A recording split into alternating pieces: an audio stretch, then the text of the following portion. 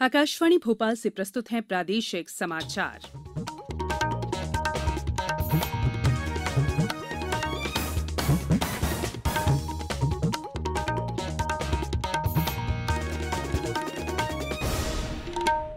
नमस्कार, समाचारों के साथ मैं संयुक्ता बैनर्जी। पहले मुख्य समाचार। भारतीय सेना की पाकिस्तानी सेना पर विजय की याद में प्रधानमंत्री आज प्रज्वलित करेंगे विजय मशाल। प्रदेश के 35,50,000 किसानों के खातों में 1,600 करोड़ रुपए जमा किए जाएंगे। राज्य मंत्रिपरिषद ने निर्माण की नई तकनीक को बढ़ावा देने के लिए लाइट हाउस प्रोजेक्ट को अपनी मंजूरी दी और प्रतिष्ठित भारतीय शास्त्रीय तानसेन संगीत समारोह 26 दिसंबर से ग्वालियर में शुरू होगा। अब समाचार विस्तार से। भारतीय सशस्त्र बलों की 1971 में पाकिस्तानी सेना पर ऐतिहासिक जीत की यादगार के रूप में प्रधानमंत्री नरेंद्र मोदी आज स्वर्णिम विजय मशाल प्रज्वलित करेंगे।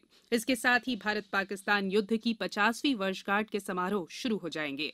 गौरतलब है कि 1971 में भारतीय सेना के पाकिस्तानी सेना पर विजय के बाद एक देश के रूप में बांग्लादेश का उदय हुआ था। रक्षा मंत्रालय ने कहा है कि देश भर में कई यादगार घटनाओं के प्रदर्शन की भी योजना बनाई गई है। नई दिल्ली के राष्ट्रीय युद्ध समर पर उद्घाटन कार्यक्रम होगा। इस स्थल से 4 विजयी मशालें मुख्य मशाल को प्रज्वलित करेंगी।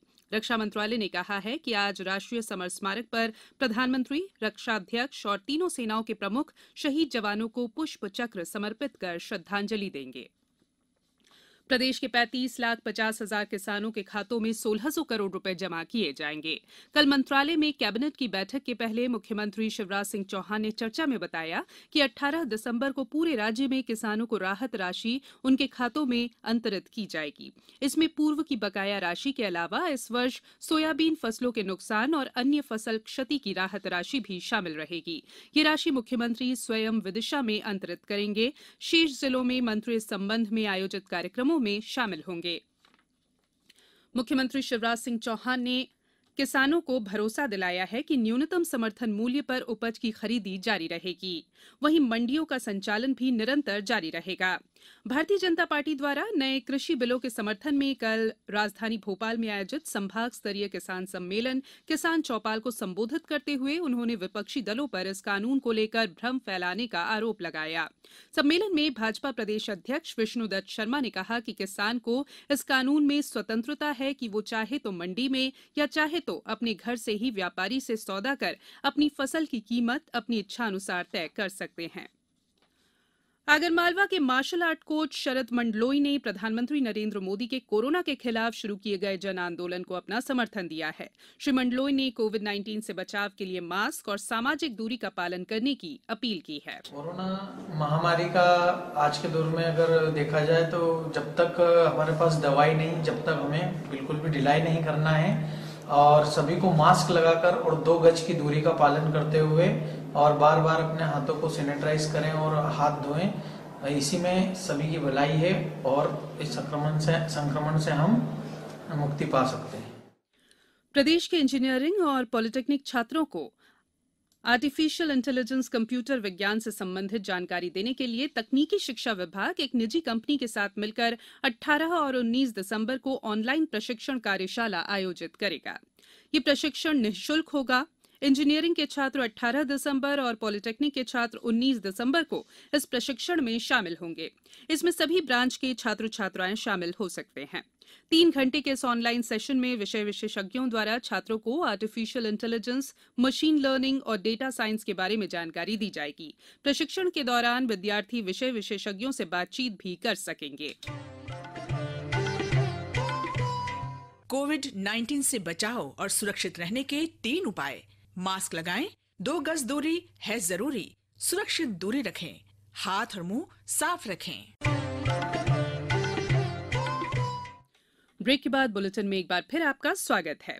भवन निर्माण में नई तकनीकों के इस्तेमाल को बढ़ावा देने के लिए राज्य की मंत्रिपरिषद ने प्रधानमंत्री आवास योजना शहरी के अंतर्गत लाइट हाउस प्रोजेक्ट लागू करने के लिए राज्य सरकार और भारत सरकार के बीच समझौता अनुबंध करने की स्वीकृति दे दी है। निर्माण की नई तकनीकों के इस्तेमाल से कम समय में परियोजनाएं पूरा करने में मदद मिलेगी। मंत्रिपरिषद ने इंदौर नगरपालिका निगम द्वारा प्रेषित प्रस्ताव अनुसार राज्य सरकार के अंशदान की राशि 1 लाख रुपए प्रति आवास के आधार पर राशि 10 करोड़ 24 लाख रुपए प्रदान करने की स्वीकृति भी दी। गौरतलब है कि प्रधानमंत्री आवास योजना शहरी अंतर्गत भारत सरकार आवासन और शहरी कार्य मंत्रालय द्वारा भवन निर्माण की नई तकनीकों को प्रोत्साहित करने के लिए ग्लोबल हाउसिंग टेक्नोलॉजी चैलेंज अंतर्गत लाइट हाउस प्रोजेक्ट तैयार कराए गए हैं। इन तकनीकों को भविष्य में उपयोग में लाने के लिए बढ़ावा देना है। इस योजना में 14 राज्यों के 22 नगरों द्वारा भाग लिया गया था। इनमें से पूरे देश के कुल 6 नगरों में से इंदौर नगर का चयन किया गया है। केंद्रीय कृषि मंत्री नरेंद्र सिंह तोमर ने फिर कहा है कि सरकार असली किसान यूनियनों के साथ वार्ता जारी रखना और खुले दिमाग से मसलों को हल करना चाहती है। उन्होंने कहा कि न्यूनतम समर्थन मूल्य का निर्धारण एक प्रशासनिक निर्णय होता है और ये इसी तरह से तय होता रहेगा। श्री तोमर ने कल नई दिल्ली में उत्तर प्रदेश से आए भारतीय किसान यूनियन के सदस्यों के साथ मुलाकात की। यूनियन के नेताओं ने नए कृषि कानूनों का स्वागत करते हुए कहा कि ये किसानों के लिए फायदेमंद साबित होंगे। उन्होंने कृषि मंत्री को एक ज्ञापन भी सौंपा जिसमें कृषि कानूनों और न्यूनतम समर्थन मूल्य को लेकर कुछ सुझाव दिए गए थे। बैठक के बाद संवाददाताओं से बातचीत में श्री तोमर ने बताया कि यूनियन ने इन कानूनों को किसानों के हित में बताते हुए उन्हें किसी भी कीमत पर वापस नहीं लिए जाने का आग्रह किया। बैठक के दौरान यूनियन के नेताओं ने सुझाव दिया कि किसानों को विवाद की स्थिति में दीवानी अदालतों में जाने का विकल्प दिया जाना चाहिए। केंद्रीय संस्कृति मंत्री प्रहलाद सिंह पटेल ने कहा है कि नेताजी सुभाष चंद्र बोस की 125वीं जयंती पर आयोजित होने वाले समारोह अगले साल 23 जनवरी से शुरू होंगे। इस दौरान नेताजी सुभाष चंद्र बोस को श्रद्धांजलि दी जाएगी। श्री पटेल ने कल नई दिल्ली में नेताजी की 125वीं जयंती के मौके पर आयोजित होने वाले कार्यक्रमों की तैयारियों के संबंध में परामर्श बैठक की। बैठक में नेताजी के परिजन, आईएनए ट्रस्ट के सदस्य, शिक्षाविद, इतिहासकार और नेताजी सुभाष चंद्र बोस के संपर्क वाले कई संगठनों के प्रतिनिधि शामिल थे। भारतीय शास्त्रीय संगीत का प्रतिष्ठित तानसेन समारोह ग्वालियर में 26 दिसंबर से शुरू होगा। 30 दिसंबर तक चलने वाले इस अखिल भारतीय समारोह की तैयारियां जोर शोर से जारी है। ग्वालियर में हजीरा स्थित तानसेन के समाधि स्थल पर आयोजित होने वाले इस समारोह के लिए भारतीय पुरातत्व सर्वेक्षण विभाग ने अनुमति दे दी है। समारोह की सभी व्यवस्थाओं को समय सीमा में और बेहतर ढंग से अंजाम देने के लिए एक उप समिति भी गठित की गई है। इस बार कोविड-19 संक्रमण को ध्यान में रखकर समारोह के आयोजन के लिए विशेष व्यवस्थाएं की जा रही हैं। खंडवा जिले के हनुवंतिया में 5वें जल महोत्सव का कल प्रदेश के वन मंत्री डॉ कुंवर विजय शाह ने शुभारंभ किया। कार्यक्रम में प्रदेश के मुख्यमंत्री शिवराज सिंह चौहान का वीडियो संदेश प्रसारित किया गया, जिसमें उन्होंने कहा कि सिंगापुर भ्रमण के दौरान सेंटोसा द्वीप देखकर उनके मन में मध्य प्रदेश में भी टापुओं को पर्यटन केंद्र के रूप में विकसित करने का विचार आया था, जो कि हनुवंतिया में साकार हो गया है। इस अवसर पर वन मंत्री डॉ शाह ने कहा कि वन विभाग और पर्यटन विभाग मिलकर प्रदेश में और नए पर्यटन स्थल विकसित करेंगे। पर्यटन विकास निगम की अपर प्रबंधक संचालक सोनिया मीणा ने बताया कि हनुवंतिया में 5वां जल महोत्सव 1 महीने तक जारी रहेगा। इस दौरान साहसिक खेल गतिविधियों के साथ साथ सांस्कृतिक और लोक कला से संबंधित कार्यक्रम भी आयोजित किए जाएंगे। अब बात मौसम की। पश्चिमी विक्षोभ और अरब सागर के दक्षिण पूर्वी हिस्से से लेकर दक्षिण पश्चिम मध्य प्रदेश तक टर्फ लाइन बनने और अधिक नमी के चलते प्रदेश के अधिकांश जिलों में कल भी बादल छाए रहे और कहीं कहीं वर्षा भी हुई। भोपाल, रायसेन, विदिशा, होशंगाबाद, देवास, शहडोल सहित प्रदेश के कई जिलों में बारिश का मौसम बना रहा। हालांकि राजधानी भोपाल में कल बारिश नहीं हुई। हमारे रतलाम संवाददाता ने बताया कि जिले में कल सुबह घना कोहरा छाया रहा। वहीं इंदौर में रुक रुक कर बूंदाबांदी होती रही। मौसम विभाग के अनुसार अगले 48 घंटों में आसमान साफ होने के बाद ठंडी हवाएं चलने से सर्दी के तेवर तीखे हो जाएंगे।